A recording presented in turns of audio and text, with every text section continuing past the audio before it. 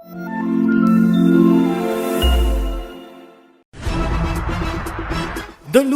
ng karunungan, Pandayan ng kahusayan. pinayaman at salukan para sa dalisay na kaalaman. Sandigan ng Batang Isabelenyo. Edukalidad ang hatid serbisyo. Magandang umaga. Handa na ba kayo para matuto sa aking aralin Pagkilala ng mga bahagi ng pananalita. sa wika at panitikan? Oras na para sa mga araling bubuhay sa pusong Pilipino. Mga leksyong hahasa sa diwang makabansa. Kahusayan sa wika ay lilinangin. Kagalingang pangretorika ay huhubugin. Edu, Aksyong Pilipino. Filipino.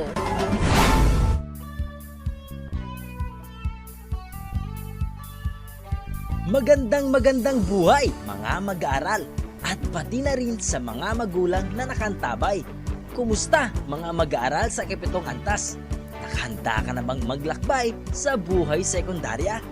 Hayaan mong samahan kita sa paaralang panghimpapawid ng DepEd Radyo Eskwela na maghahatid ng panibagong kaalaman sa larangan ng asignaturang Filipino. Ako si Ginoong Harold C. Tagal, ang guro sa Filipino sa ikapitong antas. Hayaan niyong gabayan ko kayo at samahan sa paglalakbay sa katimugang bahagi ng Pilipinas, ang Mindanao. Handa na ba kayo?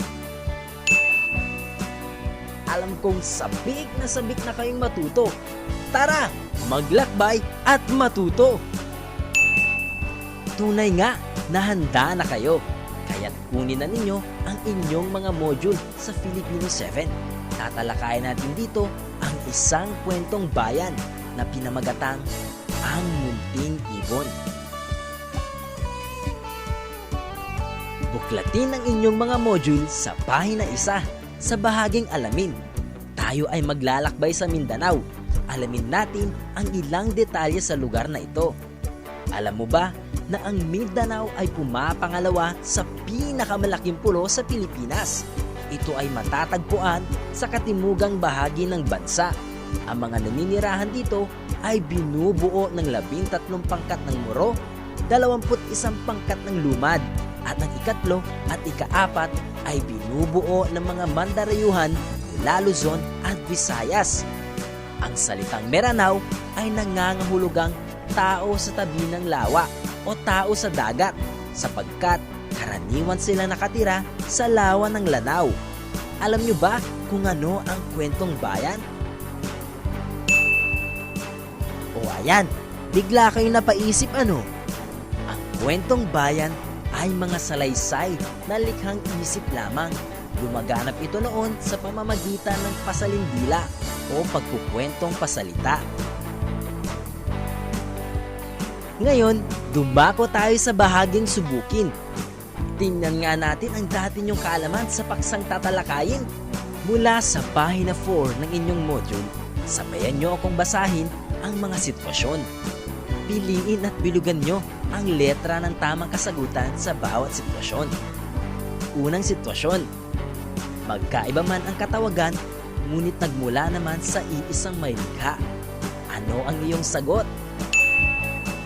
B. Tumpak! Ngayon naman, para sa ikalawang sitwasyon. Walang maidudulot na tama ang kadamutan. Ano ang masasabi mo rito? A. Magaling! Tama ang iyong sagot. Dumako naman tayo sa susunod. Mahihinuha mo kaya ang kaugalian at kalagayang panlipunan ng lugar na pinagmulan ng isang kwentong bayan batay sa mga pangyayari o usapan ng mga tauhan? Talaga? Sige nga, tignan natin kung kaya mo nga. Basahin nyo ng tahimik ang mga sumusunod na usapan. Piliin nyo sa mga pagpipilian ang tamang kasagutan. Simulan nyo na sa ika-6 na bilang. Ano ang iyong kasagutan? Tama! Ang sagot ay letrang A, magubat at mapuno. Sa ika-7 bilang naman, makukuha mo kaya ng tama ngayon? Ano ang iyong sagot? Mahusay! Ang sagot nga ay letrang B. Sagana ang gubat ng mga hayop na maaring mahuli. Dumako tayo sa ikawalo. Sabihin mo nga ang iyong sagot.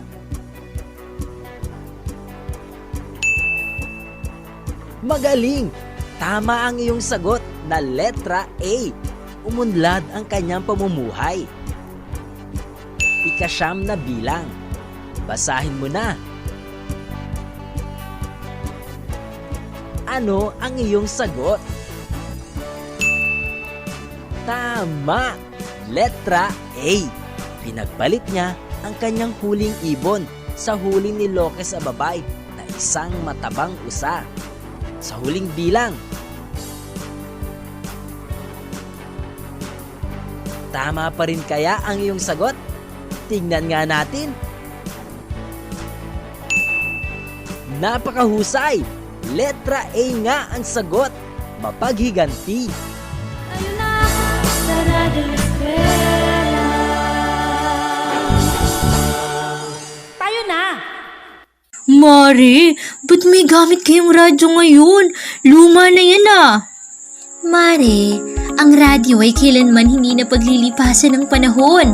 Lalo ngayon, isa ang radio-based instructions na napiling gamitin ng DepEd para maituloy ang pag-aaral ng mga bata sa kabila ng pandemiko. Wow! Ang galing naman! Sige Mare, uwi na ako para makabili ng radyo para sa inaanak mo. Tara na't matuto sa kabila ng pandemiko. Isang paalala mula sa DepEd at ng himpilang ito. Sulong Edukalidad! Tayo na, sa Radyo Eskwela. Tayo na! Ngayon, bago natin ipagpatuloy ang paglalakbay, tumayo na muna. Ilagay ang mga kamay sa bewang. At sabay-sabay na, umupo. Ayan, ginigising ko lamang kayo. Tara na kaibigan, ipagpatuloy na natin ang paglalakbay at tuklasin ang pamumuhay ng mga kapatid nating Meranao. Ang Meranao ay mga Muslim na naninirahan sa kapaligiran ng lawa ng Lanao. Sila ang pinakapopular at pinakamalaking tribo ng mga Muslim na matatagpuan sa Lanao del Sur at ilang bahagi ng Lanao del Norte, Cotabato at Bukidnon. Alam nyo ba kung saan ang kabisera ng Lanao del Sur? Tama! Ang lungsod ng Marawi o dating tinatawag na Dansalan. Ang mga Meranao ang pinakahuling naging Islam. Sa mga hindi nakakaalam, ang Islam ay ang relihiyon ng mga kapatid nating Muslim. May iilang pamilya na naninirahan sa iisang bahay. Ang karaniwang bahay nila ay walang dibisyon sa gitna. Sa bawat higaan o kwarto ay isang pamilya ang sumasakop at sa likuran ng tirahan ay isang kusinang para sa lahat ng pamilyang nasasakop sa bahay. Nasabi na natin kanina na sila ay nakatira sa kapaligiran ng lawa. Ano sa tingin nyo ang kinabubuhay ng mga Meranao? Tumpak! Pangingisda ang karaniwan, ngunit meron ding mga nagsasaka. Lahat ng sinusunod nilang kaugalian ay batay sa turo ng relihiyong Islam.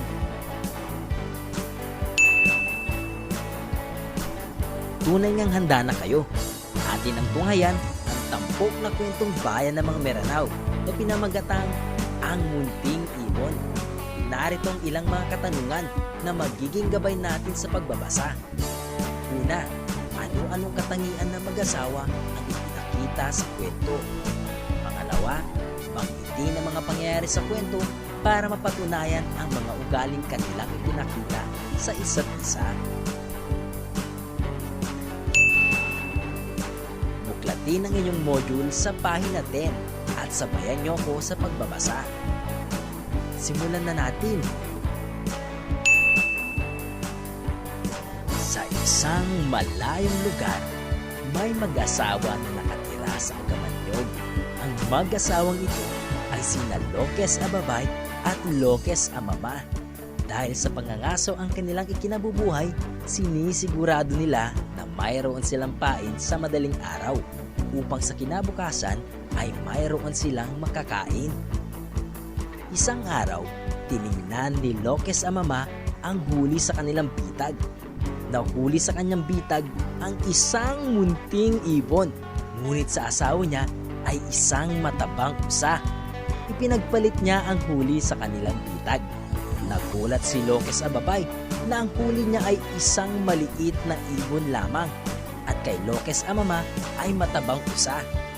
May pagtataka man ay nanahimik na lamang ang babae. Niluto at kinain ng mag-isa ni Loques Amama ang matabang usa. Hindi niya binigyan o inalok man lang ang asawa. Likas na napakaramot at walang pagpapahalaga ni Loques Amama kay Loques Ababay. Nang maubos ang pagkain, ay muling inaya ni Loques Amama si Loques Ababay upang maglagay uli ng patibong.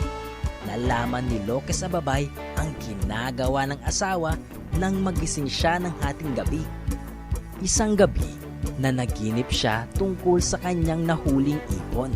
Kapag ito'y pinapakain ng palay, nangingitlog ito ng isang montyas o isang mamahaling hiyas. Ganoon nga ang nangyari. Ginawa niya ang kanyang napanaginipan. Inalagaan niya ang ibon, pinakain ng palay at nangitlog nga ito ng diamante. Dahil sa nangyari, nagpasya si Loques Ababay na hiwalayan na ang kanyang asawa dahil sa hindi niya matiis ang masamang ugali nito. Masaya naman si Loques Amama at sa wakas, malaya na ito. Lumipas ang araw at nabalitaan ni Loques Amama ang maranyang buhay ng asawa. Nagplano ang lalaki na makikipagbalikan sa asawa para maranasan din niya ang maranyang buhay ni Loques Ababay.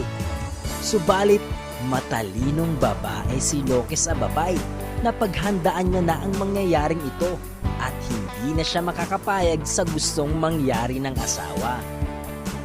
Solusyon sa kwento. Pinagbili na niya ang mga gwardya para hindi na makalapit si Loques Amama. Simula noon, namuhay na ng maligaya si Loques Ababa sa kanyang masaganang buhay.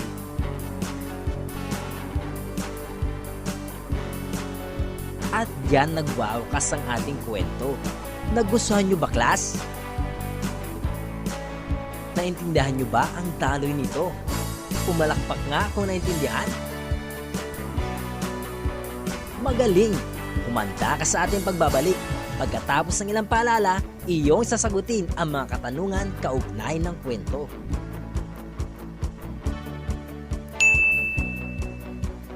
Taho! Taho kayo dyan! Di makatulog sa gabi sa kaiisip, damdamin ko'y mayroong lungkot hanggang sa panaginip. Oh, Berto! Di ka ba nakatulog kagabi? Hindi nga ho, Kuya Pekto. Dala ho siguro ng lungkot ng pag-iisa dito sa bahay.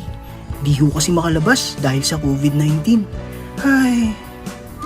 Berto, may 3 bagay na dapat kang tandaan para maiwasan ng lungkot sa mga ganitong sitwasyon. Una, alamin ang dahilan ng iyong kalungkutan. Pangalawa, maaaring ipabatid ang iyong nararanasan sa mga taong malalapit sa iyo. Nariyan ang internet para makausap mo sila. At ang pangatlo, ilaan mo ang iyong oras sa mga bagay na ikaw ay magiging abala. Hindi lang pisikal na kalusugan ang mahalaga, Perto, pati pang kaisipan rin. Tatandaan ko yan, Kuya Pekto. Maraming salamat sa payo. Isang paalala mula sa kagawaran ng edukasyon at ng himpilang ito. Tayo na sa Radyo Eskwela. Tayo na! Muli tayo nagbabalik. Handa ka na bang magsagot? Ilabas ang iyong sagot ng papel. Simulan na natin. Una, ano ang hanap buhay ng mag-asawa sa binasang kwentong bayan? Pangalawa, balikan mo ang mga pangyayari sa kwento. Maaari mo bang isa-isahin ang mga panlolokong ginawa ni Loques Amama? Tumpak! Tama lahat iyan. Ngayon, sagutin mo ang pangatlong tanong. Kung ikaw si Lucas Ababay, ano ang gagawin mo kapag ganito ang pagtrato sa iyo ng asawa mo? Magkakaiba tayo ng desisyon, di ba? Pang-apat na tanong. Anong magandang kapalaran ang nangyari kay Lucas Ababay? Bakit kaya naisip nitong ilihim ang mga bagay nito sa kanyang asawa? Napakahusay mo talaga! Ang galing ng ipinamalas mo! Ilang taon na ba kayo? Karamihan ay nasa 12 pa lang siguro. Pero alam kong kaya nyo nang sagutin ang susunod kong tanong.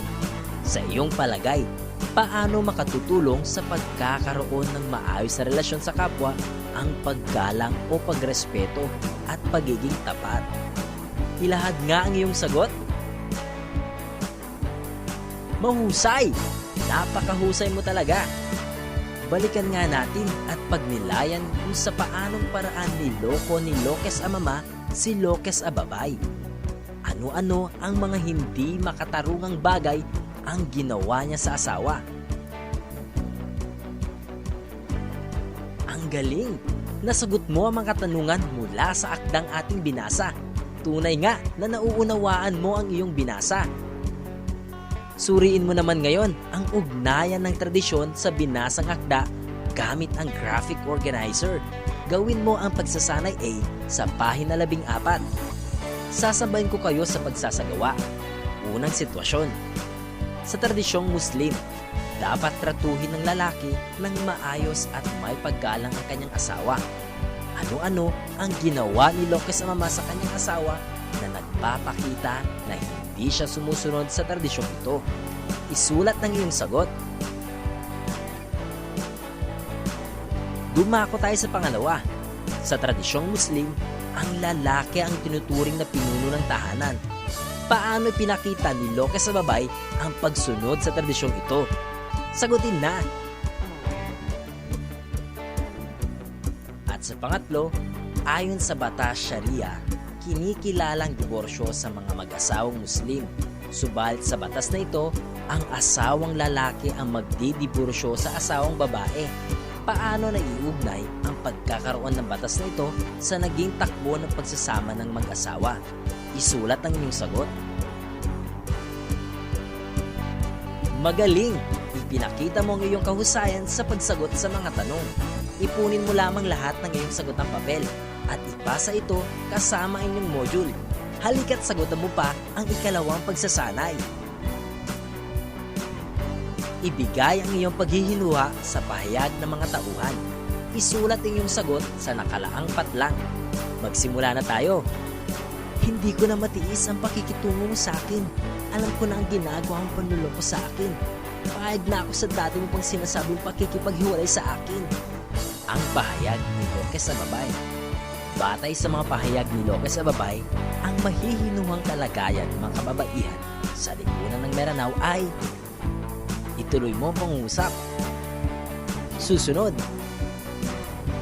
Matabang usa ang nahuli ng bitag niya, samantalang ang sa akin isang munting ibon lang ang nadali, ang sabi ni Lucas Amama sa sarili. Sa pahayag na ito ni Lucas Amama, ang mahihinuhang hanap buhay nilang mag-asawa ay tungtungan mo ang patlang. Naibigay mo ba ang tamang hinuha mula sa pahayag ng mga tauhan?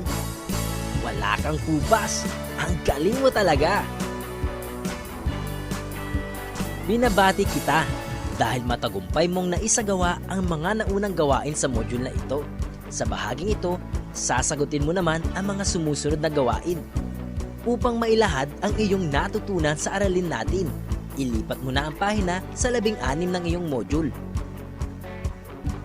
Punan mo ng tamang sagot o salita ang bawat patlang para mabuo ang talata. Piliin mo sa loob ng tatsulok ang tamang sagot. Naririto ang nilalaman ng tatsulok. Kwentong bayan, nagpalipat-lipat, salinlahi, bibig, at aral. Umpisahan na natin. Ang ay isang maikling salaysay na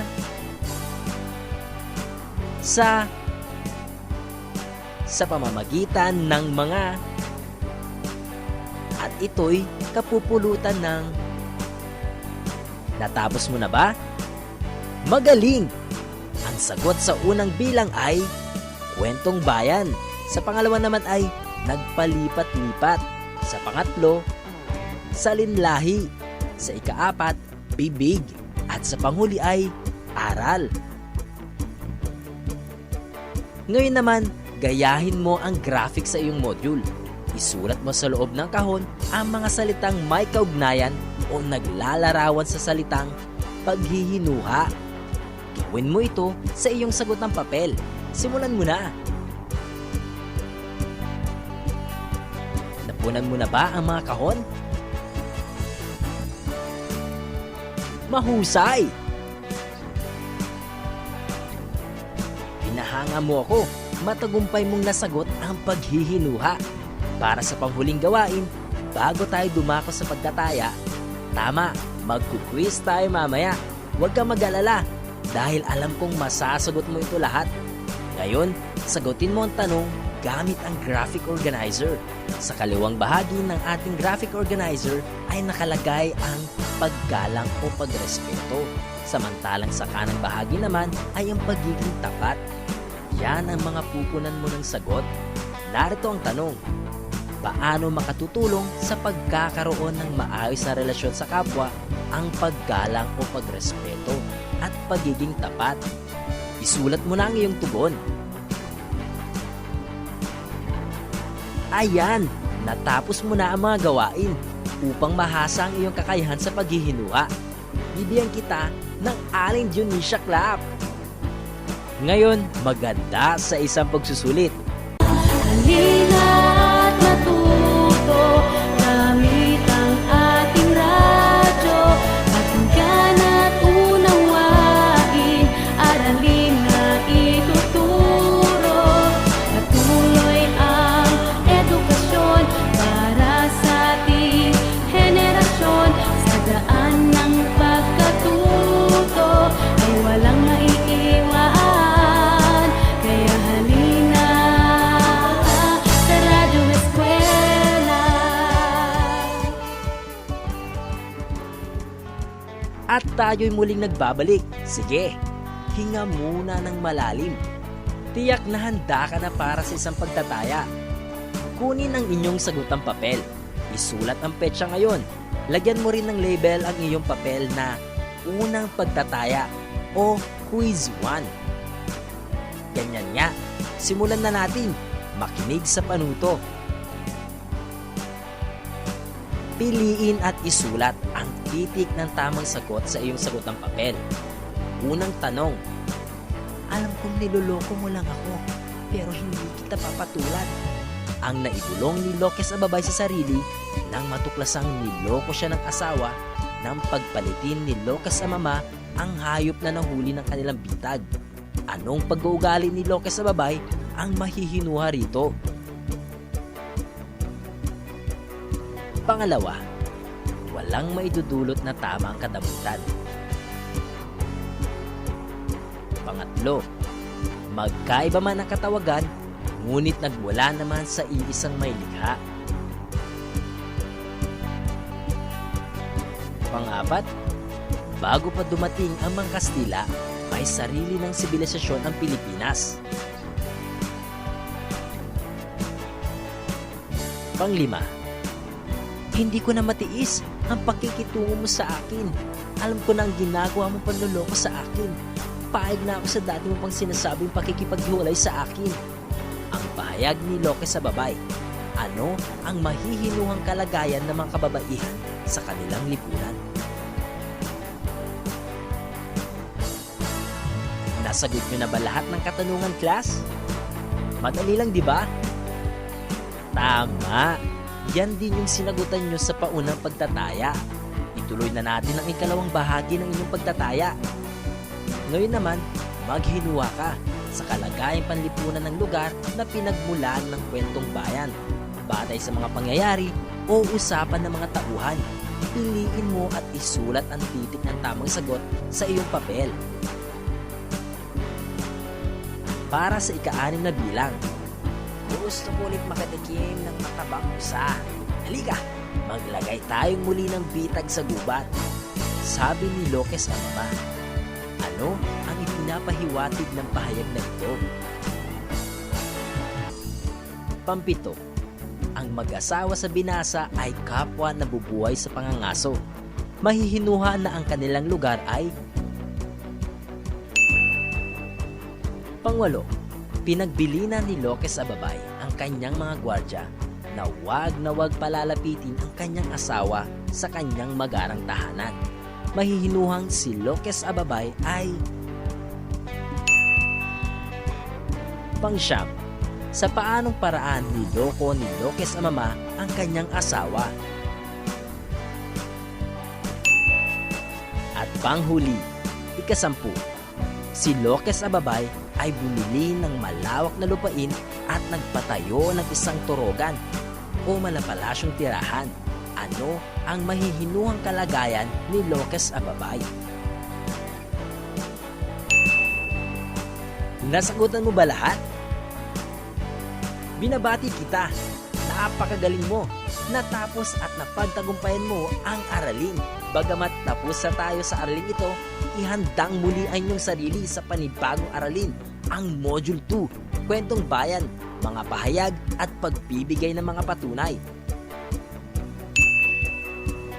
Ang script na ginamit sa episode na ito sa Module 1 ng Filipino 7 ay isinulat ni Kinang Lorenza G. Celoso, guro sa Malig Plains National High School, distrito ng Malig, Dibisyon ng Isabela. Pag-aaral ay pagpatuloy para sa magandang kinabukasan. Hanggang sa muli, paalam!